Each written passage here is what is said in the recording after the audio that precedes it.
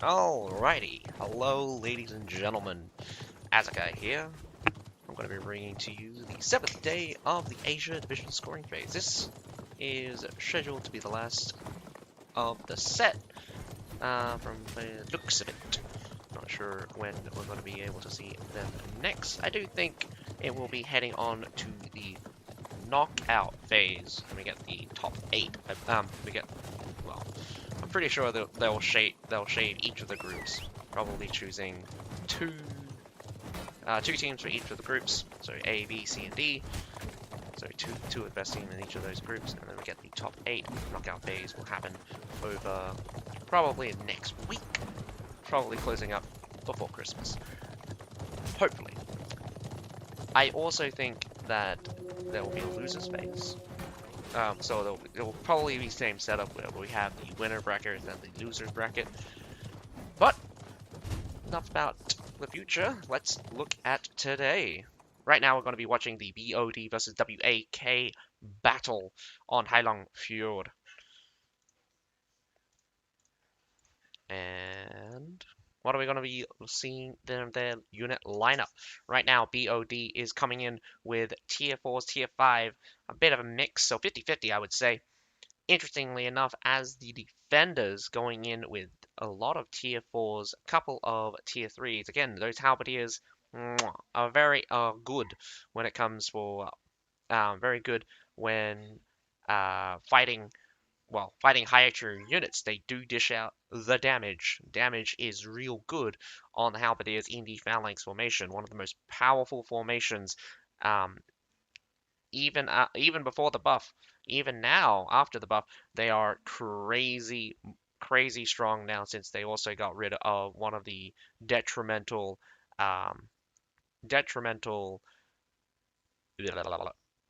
features of phalanx. As a feature, the phalanx would normally reform every time one of the front lines had died. That was, in some cases, this is really good when when the lines aren't stable, but this helps halberdiers to stable in chaos. But in cases of getting pushed in really hard, the phalanx formation would crumble because of issues with just moving around outside. But nevertheless, interesting to see a couple of the nice Murmelones.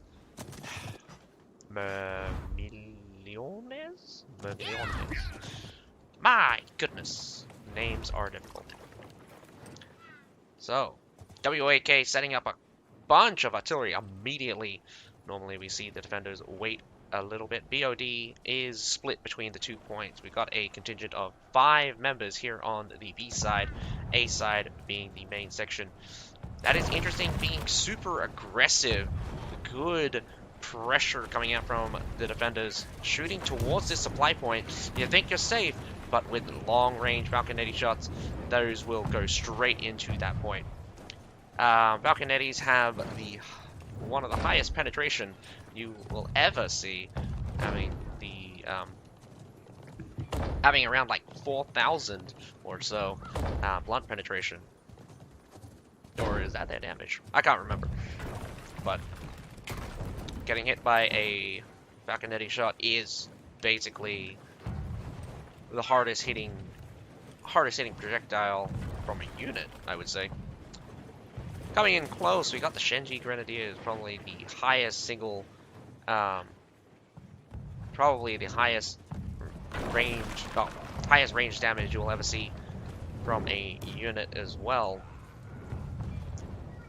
There are some gimmicks you can do with some of the Javelin units, but nevertheless, breaking down the walls on both the A and the B side.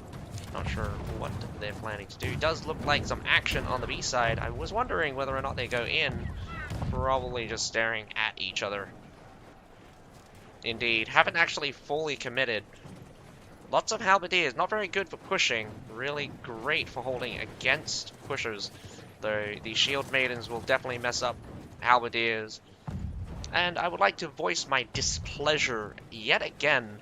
I'd rather Shield Maidens to be gutted than to keep them in their current state. Their current state, just way ridiculous, I would say. Hello, New Lexicon. How are you doing? This is on 3 minutes delay, so I won't be able. So you'll hear my response a little bit later.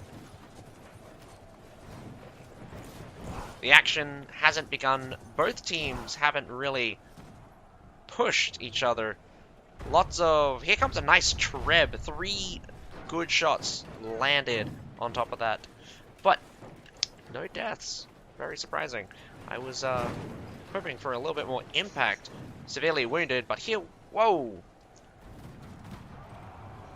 Kind of missed the start of this, but does look like BOD has decided to go for a little bit of an interesting play here, setting up on...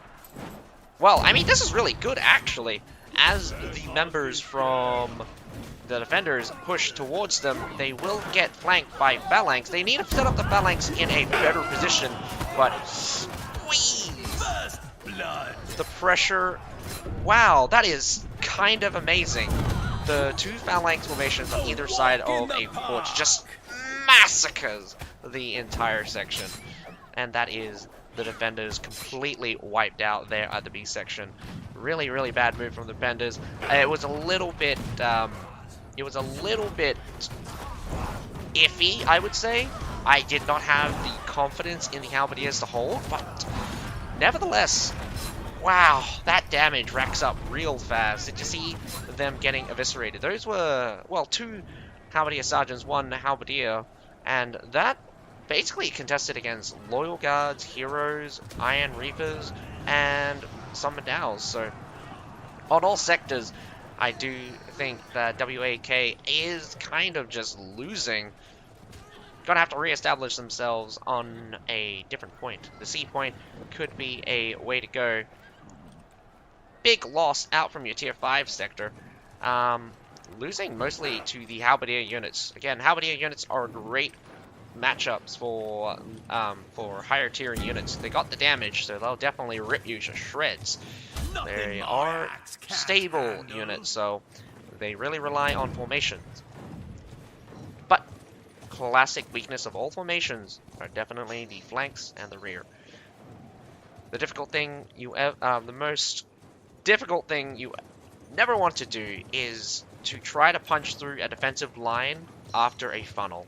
A funnel, like the stairs here, can lead to certain death, because when you push through the funnel, you're going to have units on your left, you're going to have your units on your right, and you're just going to have units in front of you as well. So once you start pushing, there is no turning back, because you turn around, all 3 of those sides are just going to hit your rear, and it's just going to be absolutely ridiculous to see if anyone actually survives running, because the moment you turn your back, I'm pretty sure the enemy will just wipe you out. Surprisingly enough, going down and sticking to the B side, I've never really seen a good push from this side, because that funnel is pretty ridiculous. It's good, however, to notice that the number of artilleries is kind of almost evened up. WAK still has 7 artillery still available. It does look like someone did put something down. Can we spot it? No, I cannot. No ranged units, so that's a bit concerning. They did have Falconettis. A good old Falcon... They're stacked up here on the B side. A Falconetti here on the Cliffhand side, even just behind, can easily shoot over that little ridge straight into the enemy. And I'm surprised. I'm very surprised that they would not have a ranged unit available for this sector. They do, in fact. Alice is controlling it. Does look like with the Demon Metallitor version, or the Demon Falconetti versions. Can we spot where Alice is? So we got 2 Liao Rangers in the back there. Alice seems to be in the front here, kind of scouting. So, keeping his ranged units in a very peculiar spot because I cannot find them. Yep, there they are. So it's interesting that he keeps them in the backside. They're expecting a push towards the supply point instead, but they're on the B side. They're both checking each other without really noticing that, like, the attackers could just walk straight up at C. The defenders have no plan of defending that C point. Just get up there because you're wasting a lot of time and you've wasted a lot of artillery. So BOD's mistake, massive mistake here. WAK's decision to just do nothing? Great. Worked out excellent for them. But, again, giving up ground for no reason, I've never understood this.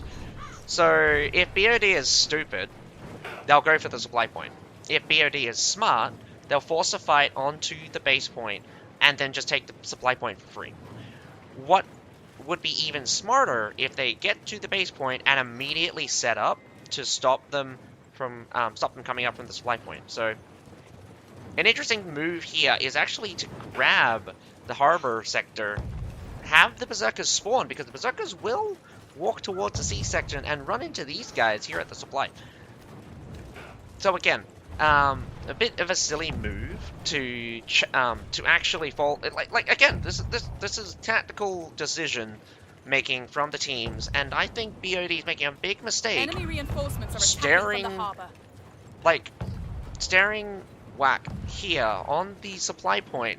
A massive advantage. Remember, supply point advantage is huge. Can definitely be the make it or break it factor when trying to push against any team. Like, if you have a supply point or not, it's just like, wow, that's so many extra units you're going to have to deal with if you cannot get to that supply point. And I'm pretty sure that the longer they stay here, they're going to end up taking more and more damage. And all of these mortars here have been very, very effective. They finally put up a defensive point here, and they have members checking. So this is a bit scary for BOD because there's only 5 minutes left. Whack's done a really great job. Rack's done a really great job at keeping the attackers scared, but at the same time, BOD's making some really bad tactical decisions.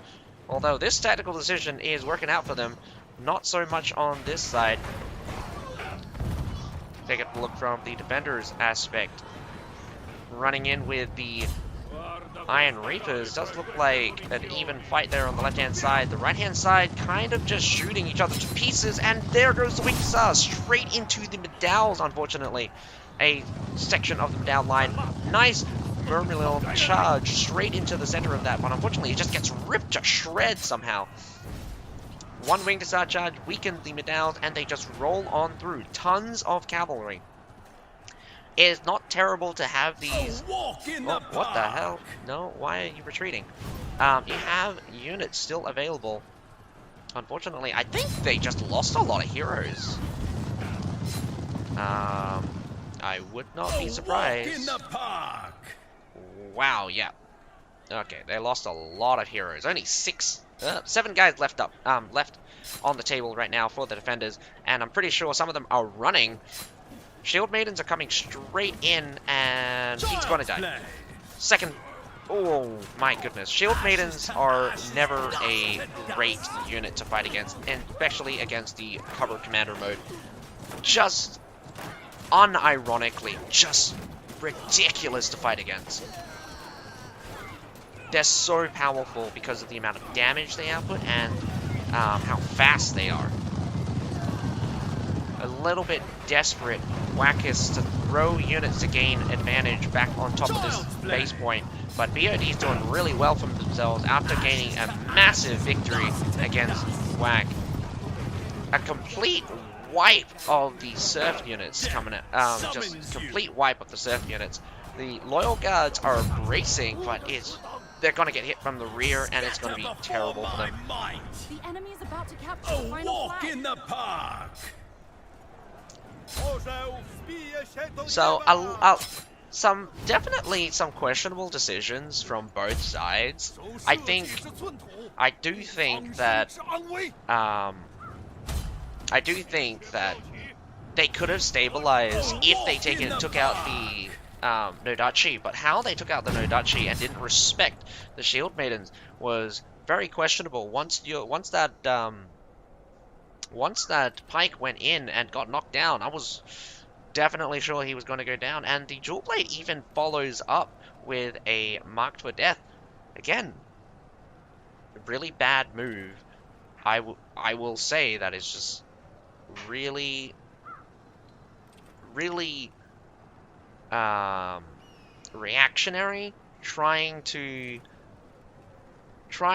just gain an advantage even though you're at a disadvantage. So they didn't give themselves enough time to really assess the situation, and I would chalk it up to the skill level just not reacting properly once the situation turns for the worse.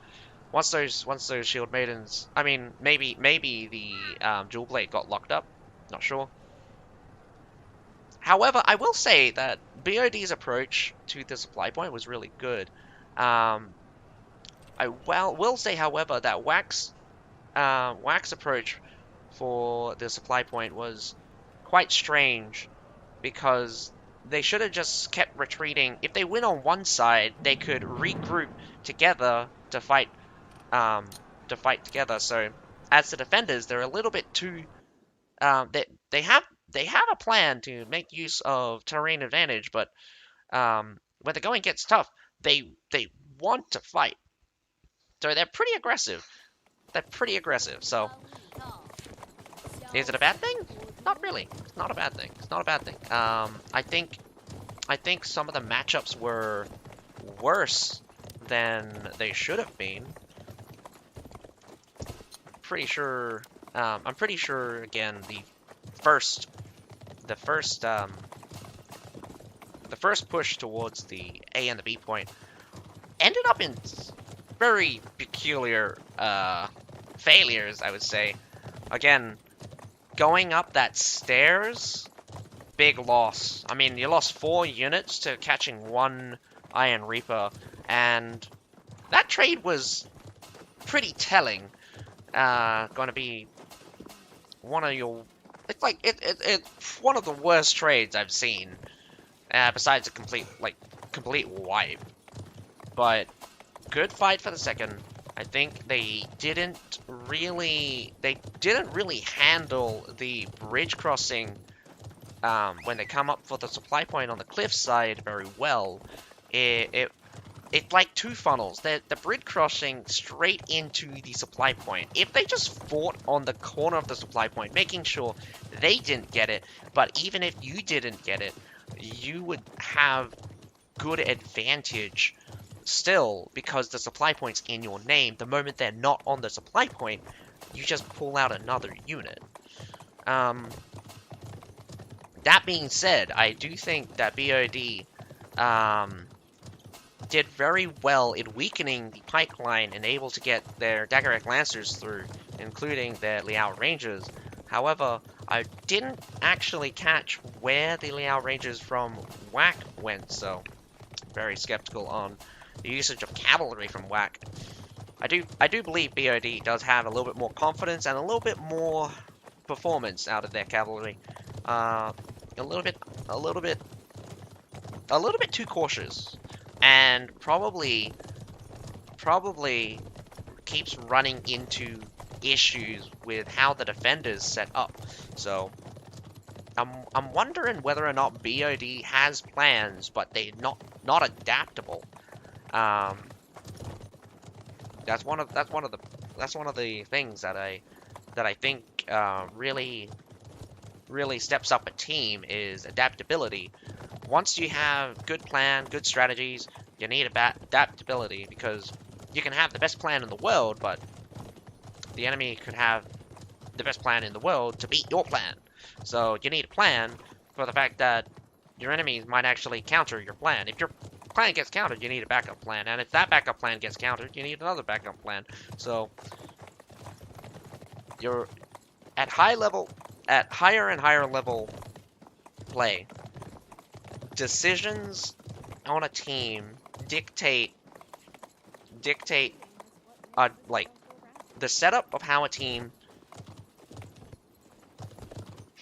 the setup for a team dictates immediately how well they will perform. Because regardless of skill, the position of every single one of your members could be highly beneficial and get you advantages which are completely unseen. And simplest way of explaining it is positioning your troops on the flanks, positioning your troops. You have a center force, you have your flanking force, you have your rear guard, all those kinds of things. And immediately with every single fight, if you outflank the enemy, you have gained a big advantage, so massive that you might have to blink twice because of the amount of power you get from flanking. Nevertheless, we're here on the second set of BOD versus WAC. WAK. So, WAK, you're going to have to win your attack in order to send it down to a field battle tiebreaker. And looking at your setup right now, a bit of over-reliance on the shield line. Again, if you bring the Myrmidons, I would drop the stalwarts, but we'll have to see. One shield maiden only from BOD. Surprisingly, 2 shield maidens coming out from WAC. I thought shield maidens would be a little bit more popular. Can't wait for WAC Zadinta to trolling. Why troll Zenov?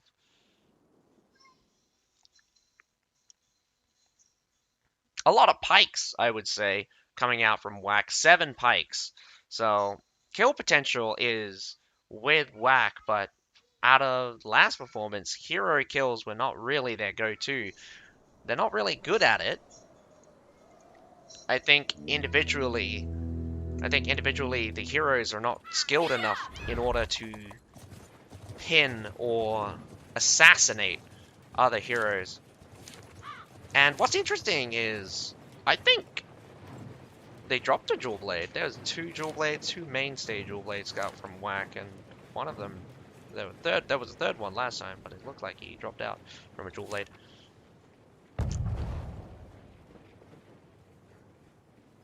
Noob WAC Rain.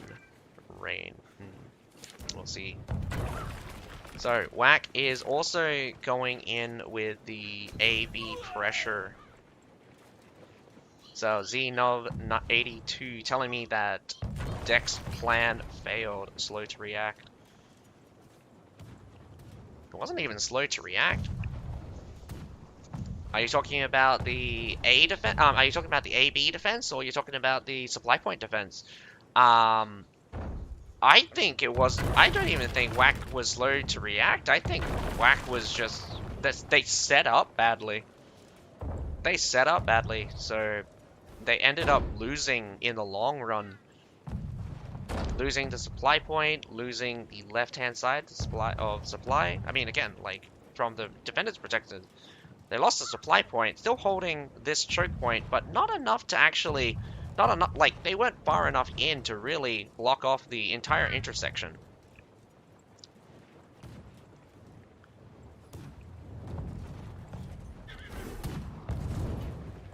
Interestingly enough, this longbow is trying to snipe out the mortars. Gonna take him forever, though. I mean, let's be honest, you only do like 150, maybe 200 damage per shot. And you know how much health that thing has? It has like 4,000 health. You're gonna have to take 20 arrows to destroy that. Maybe one musket or maybe 2 musket grenades. Really good throws. You should get it. You know what? You should get the units that are bigger. So you surround it with cavalry, or camels. Or Huskals, in fact. Huskals are really tall. So they can cover your...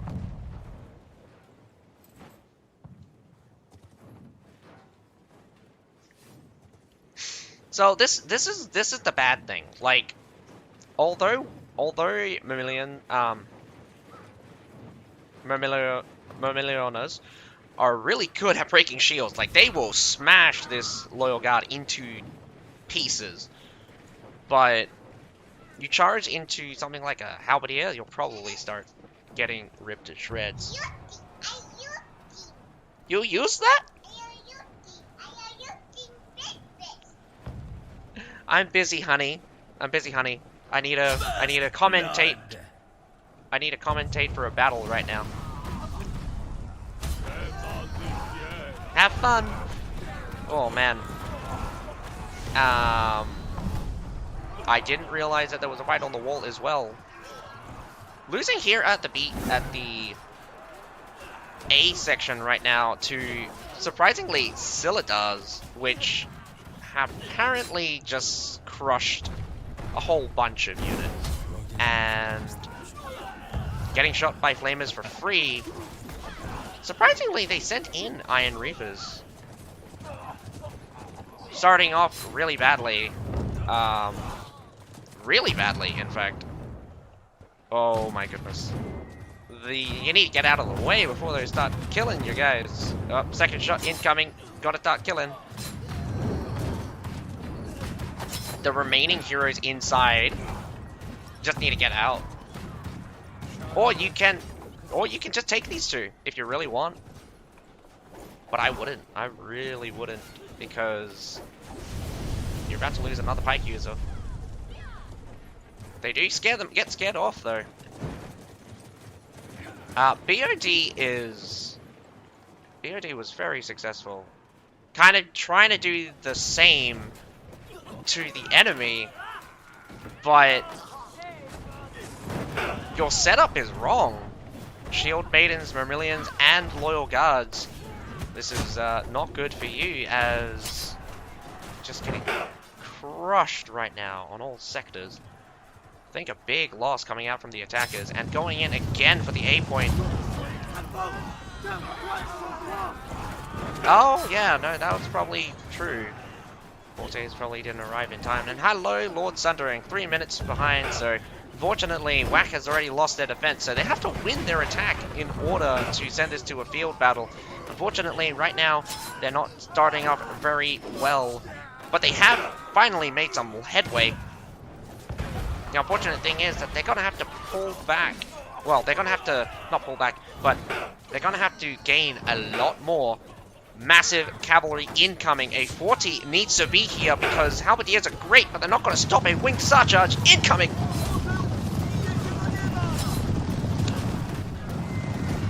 The winged hussars crushing that entire front line. Halberdiers are great and all, but like I explained yesterday, they're not really the counter to winged hussars. In fact, winged hussars are the counter to the Loyal Guard and halberdier setup. You need that Fort Russia, you need that full-on anti-cavalry, and oh my goodness, halberdier coming in and just getting stomped by that Daggeric Lancers. Didn't even get any. I was very disappointed with that performance. I don't know why this Shield Maidens is cooking. What did they get hit by? Oh my goodness. They got hit by the Ezekiel Militia. Oh, a sad day for the attack right now.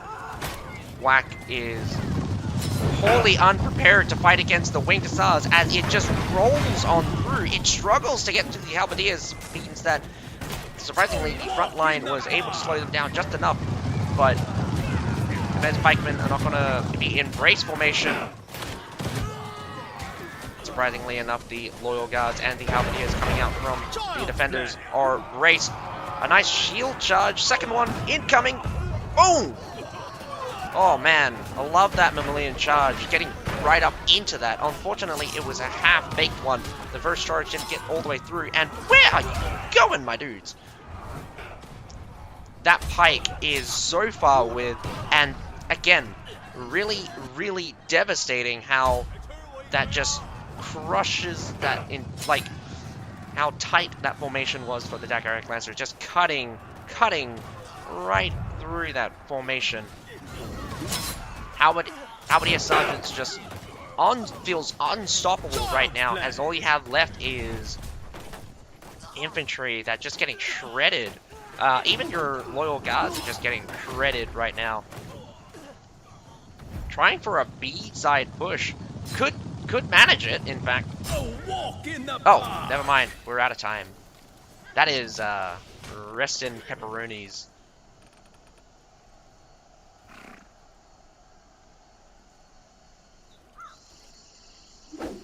Oh, man. That was unfortunate. Again.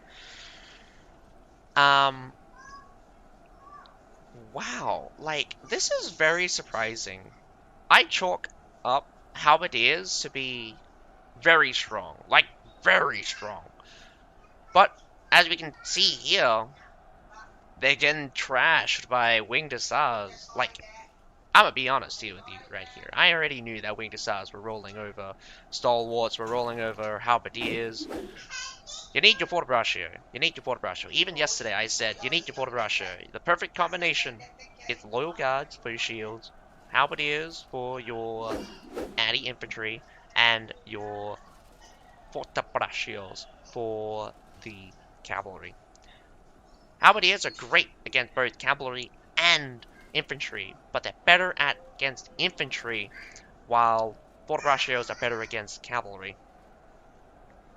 Very tough to watch indeed, Mighty Drool. And that is GG. I mean,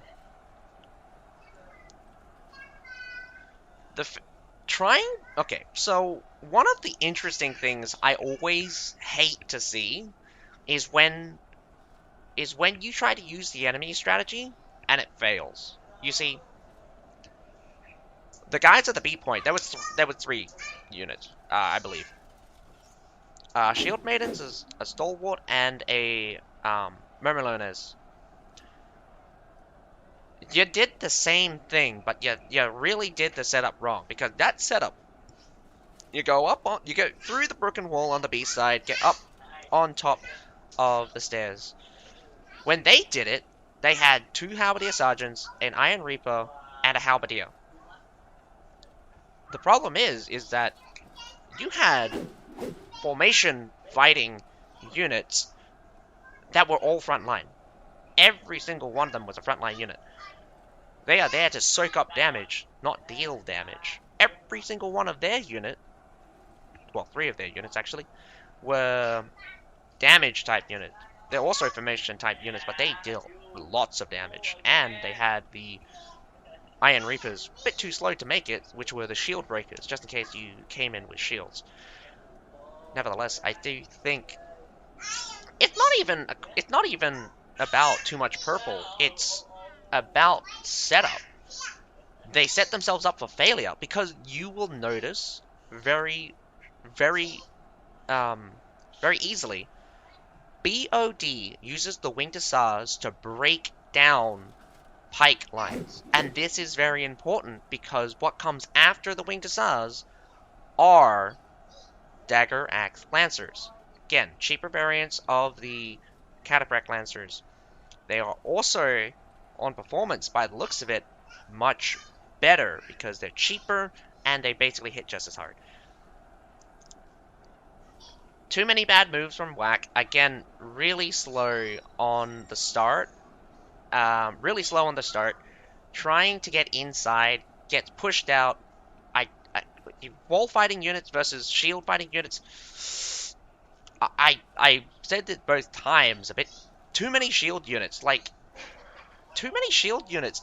What are you gonna do with every single person who wants to be a front line? If every single person wants to be a front line, you have to push in such a fashion where your front line is constantly under pressure. And that is the bad thing, because if everyone's focusing on taking damage, then who's dealing the damage?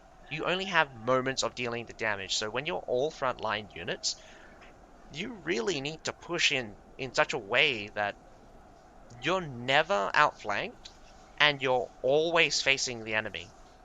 In this case, you run yourselves staring at the enemy and you get flanked anyway. A lot of bad moves, definitely a lot of bad moves. Um, I hate to say this again, BOD's got a really good setup working for them. They have a strategy. Unfortunately, WAC doesn't understand that strategy, and it comes down to just unfortunate factors where, because WAC was unprepared, they just get blasted. Nevertheless, it was a good showcase on both sides. Both sides had strategies. One side didn't have a good strategy, one side had a good strategy. And this is where dissecting good teams comes in. And I like to say this, but there is a stark difference between a good team and a bad team. And when you're watching bad teams, you can tell they're a bad team. WAC's not a bad team. WAC is an average team. Not Probably not in, well, maybe they'll make it into the top of the CBL. We have no idea. Right now, I think they have more or less have 2 points, or well, they'll probably be like fourth or third or fourth in their group. If they're lucky enough, they'll probably still get into the knockout phase because again, WAC is better, probably of the better teams. I've seen a lot of bad teams, and particularly BOD is not a very good team either. They just uh, have been unlucky or lucky. A lot of people seem to get shaken up when they face BOD. But I won't say that BOD is not a top player because the quality of the teams coming out, I think BOD would be someone you would put in the top 8. Um, not very many teams I could say that would be probably top 8. I'm not even sure how many teams are like in this scoring phase. Probably 30 odd. So if it gets cut down to 16, actually, definitely I would say WAC's into like top 16. BOD could make it to the top 8 if they could be a little bit more flexible. I think they need also to speed up.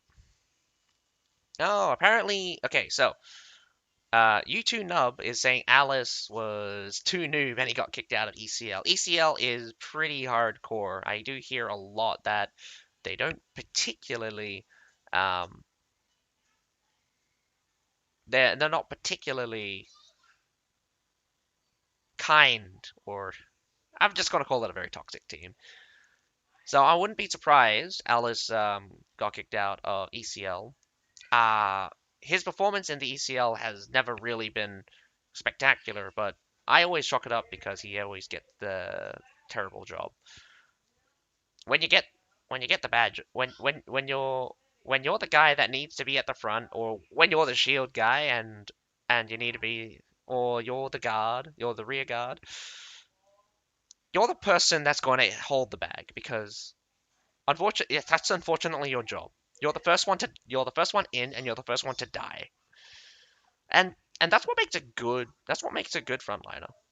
A guy that comes in, fights, and is there until the end.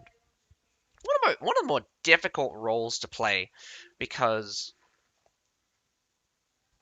in this current balance of CB, it's just wowzers, so much damage flying around. And I think Pike Eunice as well has returned back to form.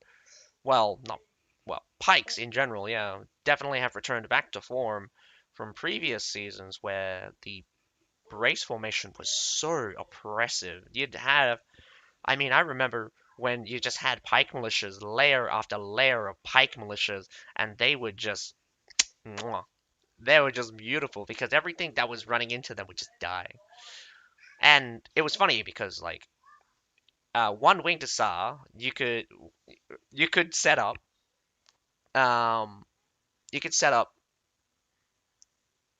the so this is not actually how it's supposed to work out, but winged hussars should technically roll over all of the pike militias, but depending on the formation of the winged hussars, you could set up the pike militia in such a way that halfway through the winged hussars get stuck, or they get hit and they start dying. Normally, you have to do it by offsetting the pike militia out of the way and hitting the sides of the winged hussars, but a little bit too difficult. So it created an effect where if you just had a lot of pike militia, eventually the cavalry would just fucking run out of steam and die. But again, cavalry back in the early days as well was just super, super oppressive, just rolling through. I don't know what's happening with the observer mode here, but if this keeps going on, I might just exit out.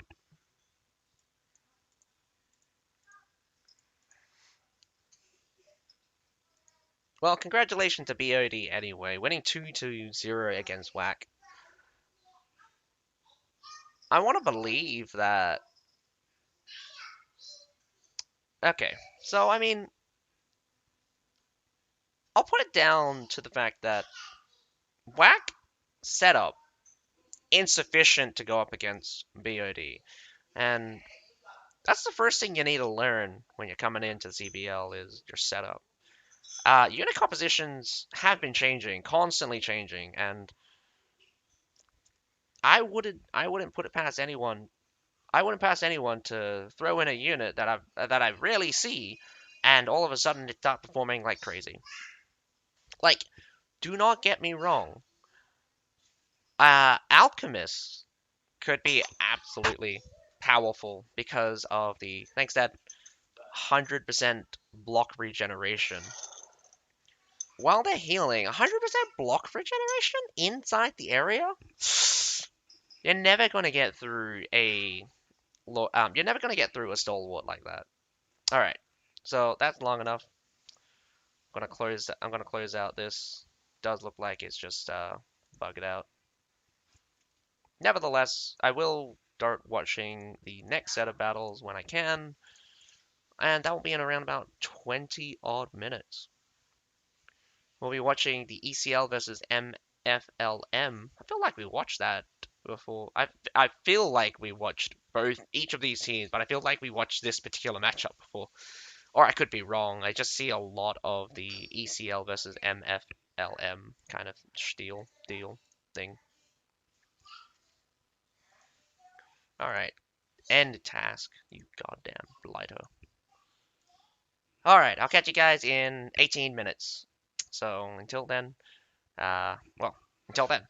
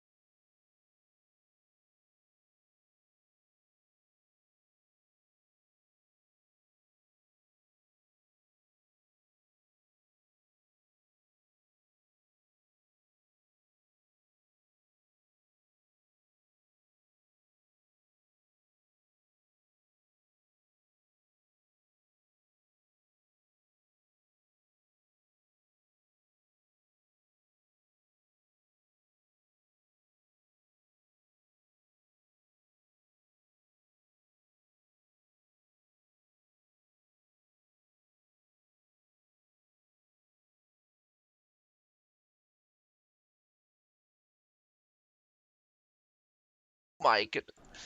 I've been muted this entire time. Oh my god. Oh my god. 3 minutes of mute. No. I've been muted for 3 whole minutes. I've been muted for more than 3 minutes? Oh my goodness. You guys tell me.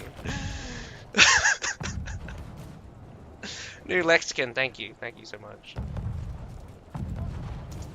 Anyway. Oh my goodness. Ah, man. Oh man.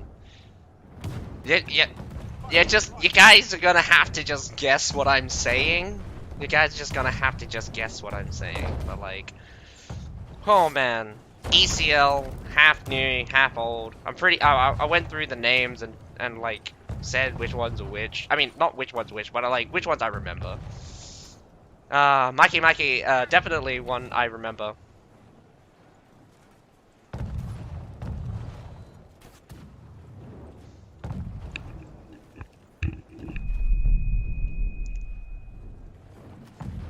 A lot of mortaring happening on from ECL's side. A good approach for a forward start, but I'm very surprised that they didn't decide to go under. Instead, they fall back, because in this case, I mean, like,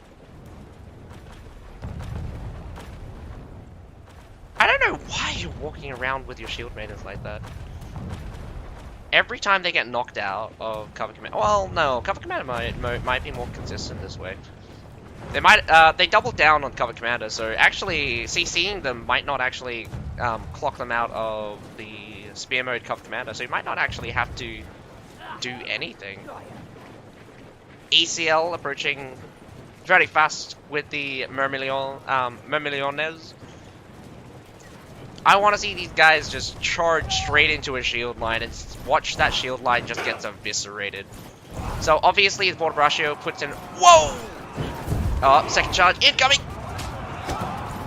Oh, brutal, absolutely brutal. That was a nice charge. Coming in with a Daggerect Lancers, coming in for the second, run straight into the Chevaliers! The Chevaliers almost killed Kazuya. And he dies. That's very unfortunate, although most of his Daggerect Lancers were basically getting shredded anyway. Surprising to see a couple of Scimitars, actually. Big hit from the Bastion Wild Flames. I really love these guys just messing up shield walls. As they burn well, actually, the Loyal Guards kind of traded evenly, but the Halberdiers probably did most of the work. Well, actually, no. Obviously, it was the other Loyal Guards coming in at a really awkward angle. Unfortunately, it was not effective. I think the guy died, or maybe they were just getting stopped from all of the anti-cavalry. Again, like, it's not the best anti-cavalry unit, but charging straight into Loyal Guards is not a smart thing to do. So surprisingly, ECL actually does take this. Big losses though. I thought they would have a bigger advantage. Lots of tier 5s, a lot of tier 5 cavalry, do mind that. Tier 5 cavalry will definitely mess someone up. A lot of the infantry probably got clocked out for the defenders, and the defenders are just like, the defenders will probably... Okay, guys, I've been told that I've been muted the entire time. I've fixed that so you guys can hear me again. But nevertheless, losing units like this is never a good move. I don't know why that Stalwart was in such a forward position. He should have realized that falling back was the smartest thing to do. Now, it's going to get a bit tighter for the defenders.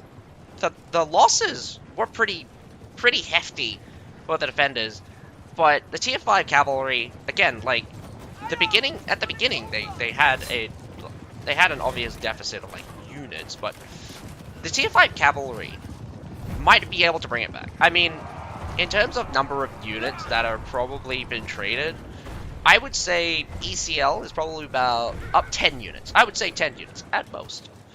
10 units at most, 5 units at least. So it's not like an entire army, but it's enough where ECL could definitely have at least 3 decent pushes.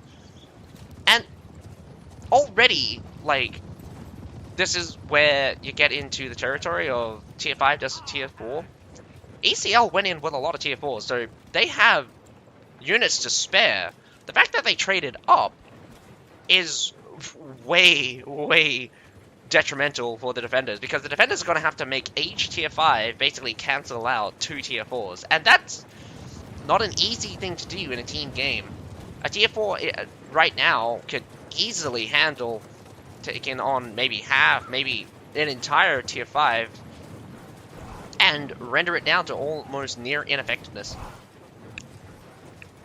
So grabbing the harbor, never really want to defend the harbor. I would never want to defend the harbor, really. I would defend this choke. There have been times where people have defended this choke. Not in recent history. I think people have sallied out on that choke, but once this is open, you're going to have to deal with a couple of berserkers. They're not really difficult to deal with. They're level 1, and they basically use no skills, so they're just super easy to kill. Lots of resources for ECL. So ECL will definitely take this attack in the bag. I mean, Demez using that sacrifice ability. I mean, I kind of like using Demez Spearman as kind of like, oh man, already starting off, loses 2 whole units. Although they're low tier units, it's still not a good sign. It loses to Medal's as well. Medal's facing the wrong way, if you ask me. And, whoa, I mean, 2 shields against 1, that's a good trade up, but ouch, look at that swarm of cavalry. Daggeric Lancers have definitely just been the melt everything kind of deal, as they're just rolling over the defense right now. Another charge straight into a, well, not even brace, since there can only be brace in line formation or in Stillstrand. Oh, this Winged Hussar gets trapped on the fence. The unfortunate thing is they also seem to have gotten staggered by the pike. I mean, not the pike, the spear. So that is doubly unfortunate.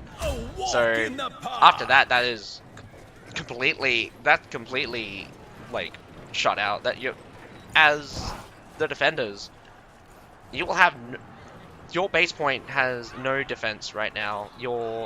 The AI berserkers are actually managing to get up onto here. You have to drag them from the C points so they automatically head towards the C point. The unfortunate thing here is you're facing against ECL. ECL hasn't even grabbed the C point, and they are spawn camping you because you still spawn on the base point, by the way. You cannot spawn up on the hill until they take that C point. So ECL could actually just farm the defenders until all of the defenders are dead. Cataphracts coming in is an interesting choice, but I don't think the Cataphracts are going to be very effective. Actually takes out the Loyal Guards, though. Good choice. Out of everything to take out, the Loyal Guard was the only thing, and especially from the side, that you probably picked up. Lots of Grape Shots being deployed. Easily could take, even trebbing them themselves, just to make sure that the enemies don't get here. And as you can see, it's like that. It's like, it's pretty amazing how far that Winged Hussar went, because all like that, there was so many halberdiers here, but look how many of the halberdiers died. Like, look how many of the halberdiers died. If they could have used the Winged Hussars to take out the halberdiers, that would be amazing. Like, I kid you not, that is like a perfect strategy. Use Winged Hussars, charge halberdiers and stalwarts. You will win. Like, you will win. This is the biggest thing. I love the usage of the Myrmillones. I love them. They're great against shields, but it's an anti-shield shield unit, so basically they're only really good if the enemies have more shields, because that shield unit will just shred them to pieces. Once they use their charge, you've got 20 seconds of downtime. Your uptime as a Myrmillones is really shit. Like, it can break a pike formation, but it's not really good to hold the line inside a pike formation. They're gonna get shredded, and it's still a shield unit, so it's not terrible. But in terms of shield units that are really popular and really strong, like loyal guards will basically last forever against pike units, even if they get outranged.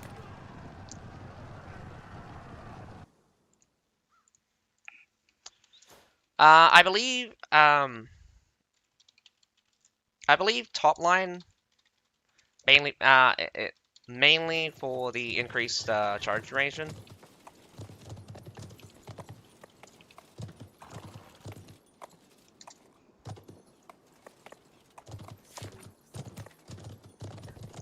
The increased charge duration is very important.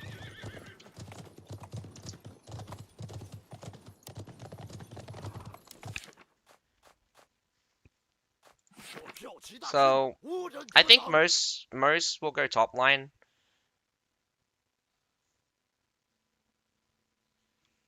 This was to unlock United Charge before changes to takes 30% less from firearm infantry, takes 30% less from range. Bottom line's not terrible either. They're naturally way like tankier against range attacks this way. Or like you get 40% 40% reduced damage taken, and you get 20% range 40% reduced damage taken from firearms and 20% reduced range damage taken. So these guys are really good against firearms. Like, while charging for these guys, while charging is probably the best one. This one here, and like the charge duration and charge cooldown are basically your go-to. The infantry increased damage is very strong. Again, like the more damage these guys do with chargers, the better it is. And considering that they don't actually have the long distance charge trait, which means that they get more bonus damage as they charge. It's really telling how much damage these guys do, because they're very comparable to Cataphrax, and in the grand scheme of things, these guys are basically budget Cataphrax, if not better than Cataphrax, because they're cheaper. That was the first game. That was definitely the first game, yeah. That was the first game. That was the first game. We'll be seeing the second battle. And it was very short, in fact. Well, it's not that short. One of the shorter ones. So, like I've said before, charge has always just been ridiculous, and continuously cavalry units come back into the flavor of the month as people just get cavalry unit that just are really easy to use or just do gimmicky things. The whole rally to me ability just it causes them to do two things, and it's just like, okay, so first of all, the natural charge is already very powerful, but the problem is that a lot of the charge cavalry can get stopped. So yeah, well, you're telling me, yeah, that's normal.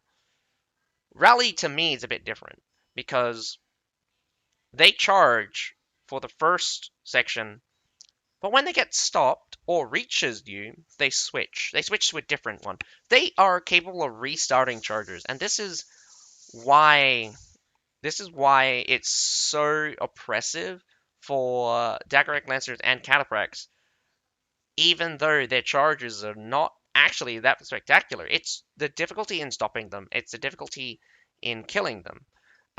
Ranged units are basically ineffective against both Cataphracts and Daggerac Lancers, but I want to just say the ability to charge and then rally to me is also very powerful. Or rally to me, then charge. there is very little uptime for a cavalry, but that uptime is insanely powerful. I wouldn't put it past you that a winged hussar could melt, I don't know how many halberdiers, but I've seen them roll over maybe 4, maybe 5 whole units. And you think about that as one charge. You think about one charge gets 5 units, a second charge gets 5 more units. Your cavalry has so much potential in it, in one ability, that it just dwarfs everything. And this is not even considering that the power coming out of the Myrmillones is also very powerful. You can kill an entire unit with one charge. With one charge, you can kill an entire unit with the Myrmillones. That's how powerful this charge is. But when it comes to cavalry charges, it's not even comparable. It's not even comparable because cavalry charges is just so much more powerful. So you want to go... Sorry, every cavalry, you want to think about it.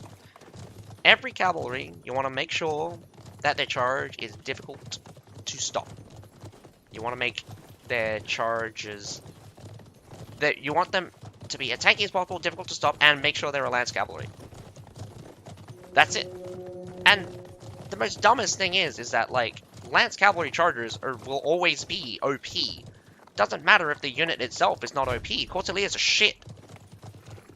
But they are still OP, because that lance cavalry charge can roll over X number of serfs. I mean, when I say X number of serfs, I mean units of serfs.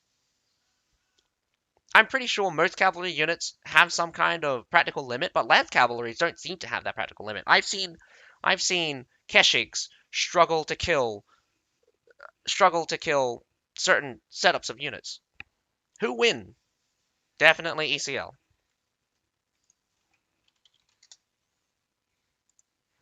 ECL, hands down.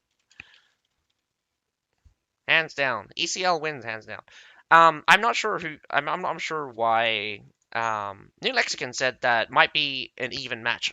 I don't agree. I didn't agree. I think ECL definitely better of the two teams.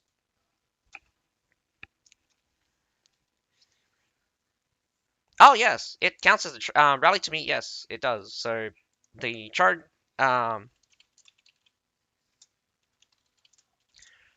Rally to me counts as a charge. Any charge related doctrine works for rally to me because of it just has that attachment onto it.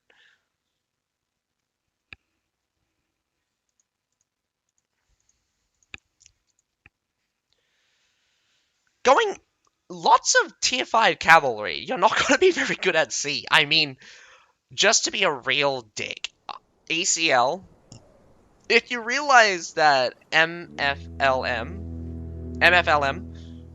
has a lot of cavalry, I would just retreat to sea. I would just retreat to sea just because I could just sit there and just kill every single one of their infantry and just be like, what are you gonna do now? All you have is cavalry. Yeah, that's how much cavalry they have. Like, look at this. It's a smart thing to do, but it's just like, you went to the wrong gate. You went to A. I would went to B if you're gonna do this. This water brusher is not set up. Oh, no it is. No winged hussars though. It's doing very well. Just sheer cavalry tankiness has made it halfway through that. But, oh man, I wish I had the before and after numbers there. That was crazy. Holy shit. I do, actually. They lost 400. They lost 400 units in the opening minute. 1 minute, they lost 400 units. Oh my goodness. I think ECL only lost like 30? Wait, no, I can... Those numbers are wrong. Okay, never mind. They lost a lot of cavalry though. They lost a lot of cavalry. Oh my goodness. I love your enthusiasm, but that was just Wowzers. Wowzers. You went to the A gate as well? Why not the B gate? The B gate would have been way better. B gate push. B gate push. Getting absolutely shredded here as well by the Falconettis and the Flamers from above. These Flamers are actually only 4 left. Oh, they're getting sniped out by someone. Ashes to ashes, dust to dust. Shield Maidens are still absolutely ridiculous.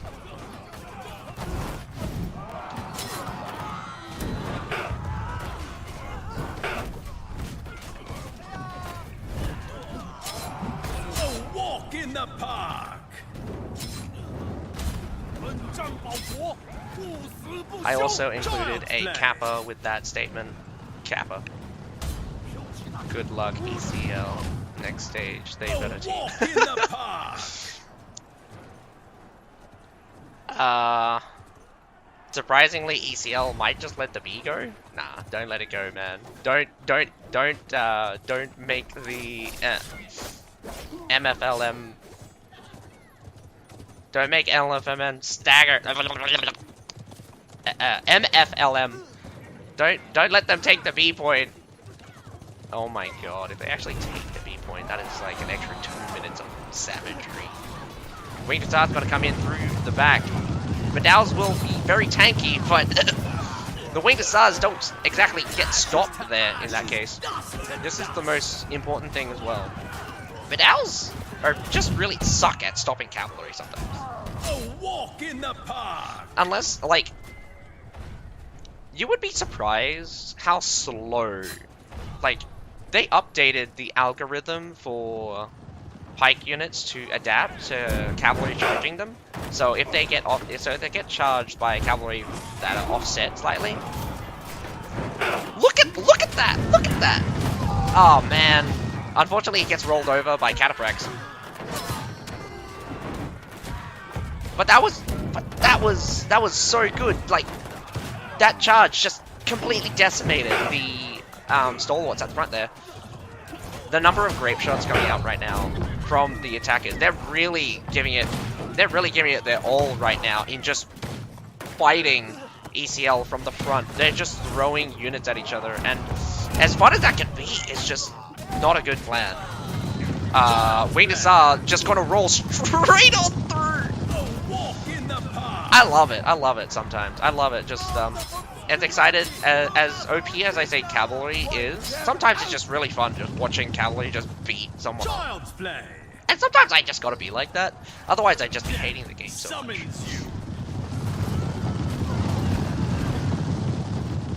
At this point, yeah, they're just gonna spawn kill them. I mean, this is 3 minutes. Ashes to Easy, ashes, easy. dust to dust. ECL, Before my might. they struggled only against 2 other teams in their bracket. In their bracket, they struggled against BPJT. Scatter before my might. Scatter before my might.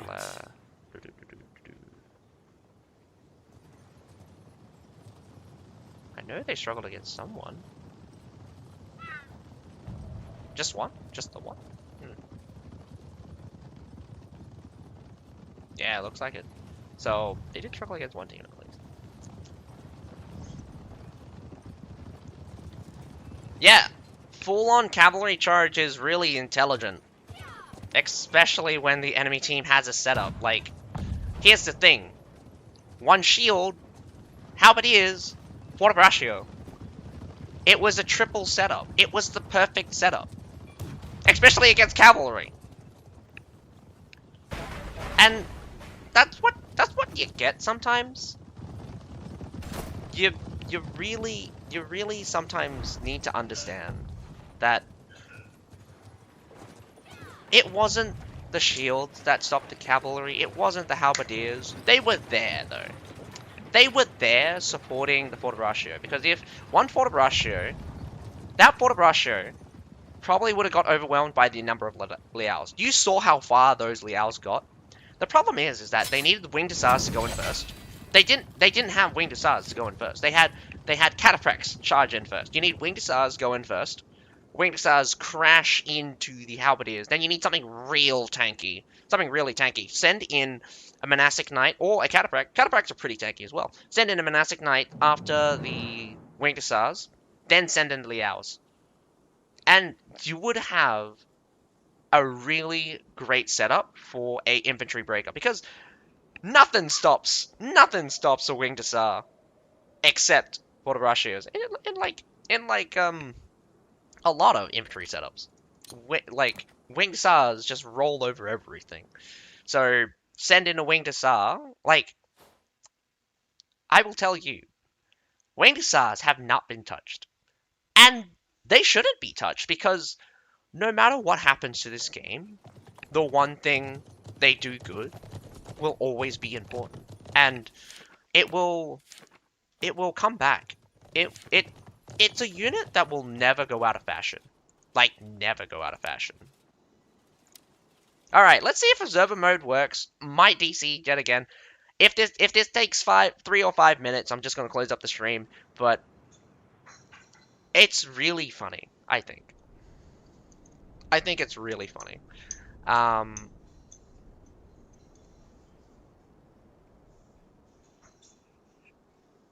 People, players, teams, whatever, are in the experimenting phase. They are learning units, unit matchups, unit usages.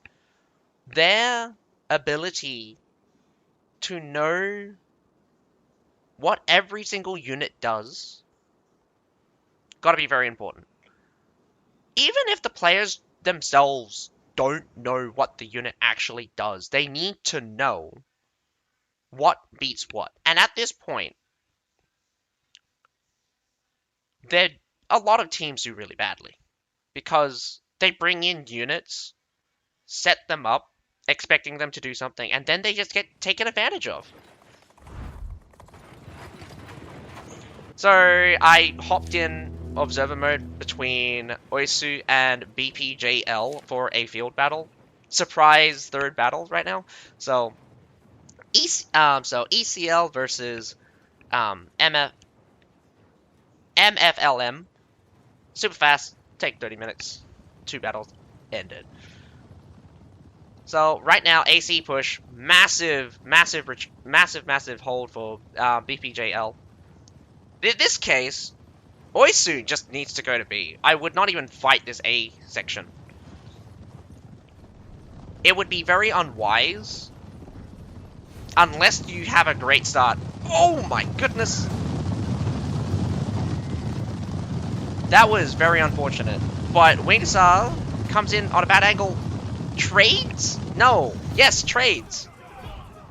Catches a couple of Winged Hussars. Winged Hussars got into the Demez crossbowmen. That is not good. You've already lost a couple of your Demez crossbowmen. You might take this south side. They take the A. You take the A, B, C. Oh my god. You might cut. Oh my god. BPJL. Get back to your base. Get back to your base. You're being really silly. At this point, cut them off. Cut them off here at the supply point. Otherwise, you're going to have to cut them off at the turn. Blood. Might actually kill the defenders. They do, and they pick up some points. That is very good coming out from OISU right now. BPJL is just not set up just yet. And here comes the Liao Rangers. Unfortunately, oh my goodness, Liao Rangers still takes out cavalry like no other. Unfortunately, a charged cavalry. Oh my god, they actually have Courtiers! Oh my goodness! Not even crossbows, Courtiers double the numbers. In a charge off against equal cavalry. You're gonna win. Liao Rangers are pretty much the mainstay right now. The Shield Maidens make it and slaughter the Madows. Winged Hussar spawns in and savagely beats up the attackers, and they're putting pressure back onto the A point right now. They're going to lose. They're going to lose the battle at the base point. That doesn't matter. They might actually get a triple. Oh, never mind. No, don't send in your Liaos. Don't send in your Liaos, especially not from the front. God damn it! Why do people have to be so stupid? I mean, like, the Liaos did great. They hit the Medaos at the very least. Most cavalry just die by touching them. Well, I wish they died. Unfortunately, Medaos actually don't do that much damage. Surprisingly, OISU is actually down. Oh no. Oh no, no, no, no, no. Not like this. Not like this. I'm surprised how fast these guys run.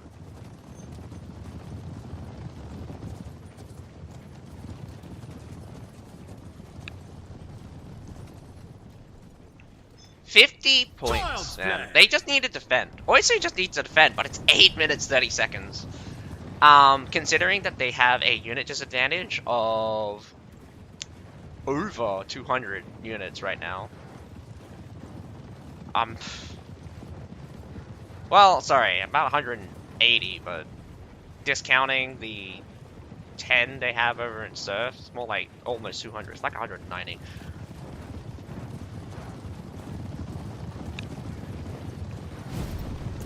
Actually, it's 184 to be exact. I'm gonna be real with you, Chief. OISU could have played that better. Although, I do love the play. The play was excellent, I think. Something fresh. Something nasty. I don't know why they haven't destroyed these grape shots. Did they accidentally mount them?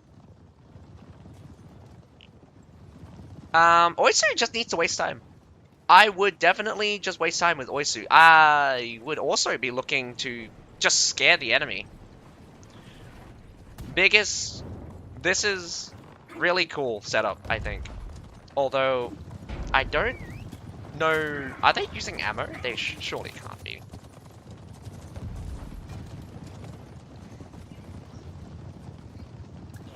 But smart. Very smart. Have a lot of the Demez crossbowmen out. Also, you should definitely do your veterancy. Like, I think these veterancies are faster fire ones, or top line veterancy. Bottom veterancy is actually better. Get 3 extra guys, 10% extra, 10% extra firepower. Whoop. The start is not looking hot, as that loyal guards backs off. Why backs off? Interesting. Mermilonas wants to charge. Just charge. There's only 1 unit. OISU sacrifices the stalwarts. And again, just, I love that charge. I love the double. Oh my goodness. If you were going, you needed a better charge up for that. And this is the stupid thing. Look, they're getting stopped constantly. Constantly getting stopped, but they restarted twice over. A walk in the park. I mean, they didn't send very many here. They just had a lot of Chevaliers. OISU is doing the risky plays. Actually going to be successful. Going to kill this pike. Going to get the base point. Overcommitted for the B point, and my goodness, OISU playing them like a fiddle. They're going to defend the base point. Base point is getting captured. They go for the base point. They're going to get the A point. That means they can't respawn back here. Everyone else should just head back to the B point. This contingency here at the A point grabs it really easily. Just head back to B. At this point, anything at B will get surrounded. You don't even need to attack. You just need to be there.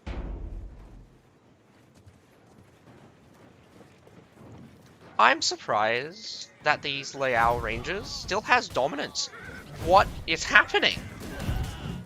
Oh my goodness. It was the Claymores that came in and to finish off the Liao Rangers. I'm surprised how effective that play was. And now a complete surround on the guys from B. And OISU is just going to close this out. It's so amazing.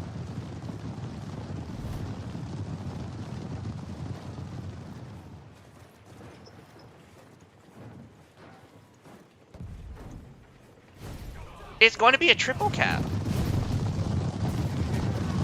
even though they're down, Ashes to they're ashes, down units. dust to dust. They're down so many units. Actually, they picked up a lot. They picked up about 60 units just now.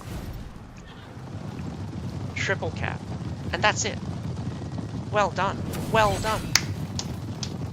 Well done. I've honestly have not seen such strategic decisiveness. It was so brilliant that I'm almost scared. OISU, my goodness, that was amazing. Using the Chevaliers to present a bigger force than like, here's the important thing. Chevaliers basically counts as 2 units. Having a bunch of Chevaliers walking around makes it look like there's 6 guys, but there's actually only 3. And that was amazing, because BPJL overcommitted for the B point. They didn't know where OISU was going. They went for the A point and the base point. That was amazing. A split push. Didn't even put all of their they didn't put all of their eggs in one basket either. So splitting up in that scenario,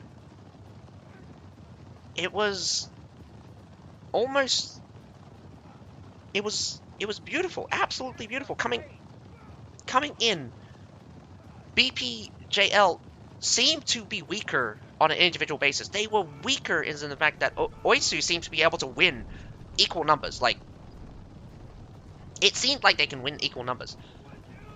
And OISU somehow, even after a big loss at the beginning, and I mean, like, the loss at the beginning wasn't, like, terrible, but it was still a difference. But they didn't give up on being aggressive. They didn't go in and play defensive. They could have gone for the defensive style, but they went on the offensive. This kind of play,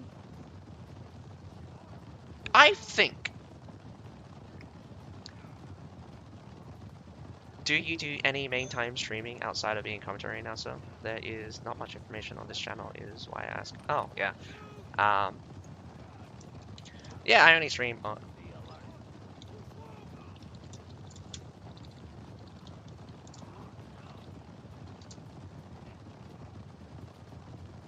Yeah, I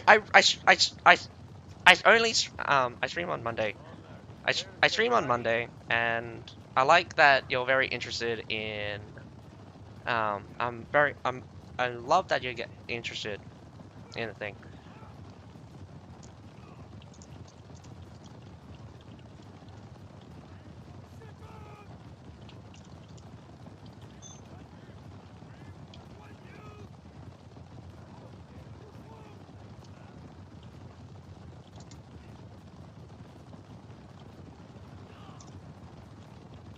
So I don't usually stream outside of the Monday,